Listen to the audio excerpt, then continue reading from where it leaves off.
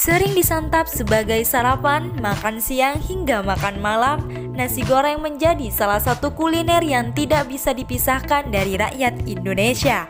Bahkan, nasi goreng ini digadang sebagai salah satu menu sahur yang disantap para tokoh perumus naskah proklamasi pada dini hari 9 Ramadan 1364, tepat 75 tahun yang lalu.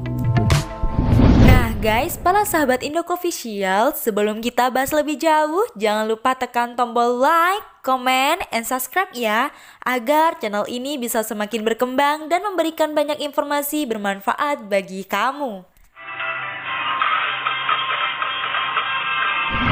Rupanya nasi goreng sendiri sudah diperkenalkan di Indonesia sejak sekitar abad ke-10 yang dipengaruhi budaya Tionghoa. Sejarawan dan penulis buku Jejak Rasa Nusantara, Sejarah Makanan Indonesia, Fadli Rahman menjelaskan sejarah nasi goreng. Number 1. Sejarah yang pertama yaitu dikenalkan oleh orang Cina. Ditarik jauh lebih ke belakang, sajian nasi goreng ini sudah ada sejak lama di Indonesia. Menurut keberadaan nasi goreng di Indonesia tak lepas dari pengaruh budaya Tionghoa yang dibawa orang Cina saat berimigrasi ke Indonesia. Asal-usul nasi goreng ini dari Tiongkok. Di negeri asalnya mereka, orang Cina, tidak menyukai makanan-makanan yang sudah dingin sehingga mereka sering memasak dan menghangatkan lagi, ujar sejarawan sekaligus dosen Departemen Sejarah Universitas Padjadjaran itu kepada Kompas.com. Nasi yang sudah dingin akan digoreng kembali dengan bumbu-bumbu sederhana sehingga jadilah nasi goreng dan makanan yang hangat kembali. Makanan ini akhirnya dibawa masyarakat Tiongkok yang berimigrasi ke seluruh penjuru dunia, tak terkecuali di Indonesia. Number 2. Yang kedua yaitu berbaur dengan budaya kuliner Indonesia. Nasi goreng sebagai budaya kuliner dari Cina akhirnya masuk ke Indonesia dan berbaur dengan budaya kuliner setempat, sehingga nasi goreng mengalami perkembangan dalam segi rasa, bumbu, dan isi. Yang kita kenal sekarang ada beragam banyak macam nasi goreng yang disesuaikan dengan bumbu dan bahan di setiap daerah, papar Fadli. Hal tersebut yang menjadi alasan kenapa di Indonesia tidak hanya satu jenis nasi goreng.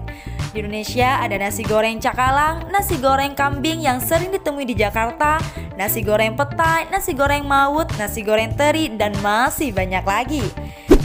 Jadi disesuaikan dengan budaya kuliner masyarakat setempat, bahkan sudah tidak lagi identik dengan cita rasa otentik Tionghoa karena sudah diadaptasi oleh masyarakat lokal, jelas Fadli. Tak hanya dari Cina, nasi goreng bisa jadi budaya kuliner hasil resapan dari makanan Timur Tengah yaitu nasi pilaf. Mengingat Indonesia sempat menjadi pusat perdagangan dan pertemuan banyak kebudayaan asing seperti Arab, Cina, dan India. Number 3. Sejarah yang ketiga yaitu menu sahur malam penyusunan naskah proklamasi. Kala itu 16 Agustus dini hari, ruang makan Laksamana Maeda menjadi saksi bisu peristiwa dirumuskannya naskah proklamasi kemerdekaan yang merupakan pemikiran tiga tokoh yaitu Soekarno, Muhammad Hatta, dan Ahmad Subarjo. Ketika itu 16 Agustus 1945 bertepatan dengan 8 Ramadan 1364 Hijriah atau dalam suasana bulan suci penuh berkah. Para tokoh yang hadir itu sedang menunaikan ibadah puasa.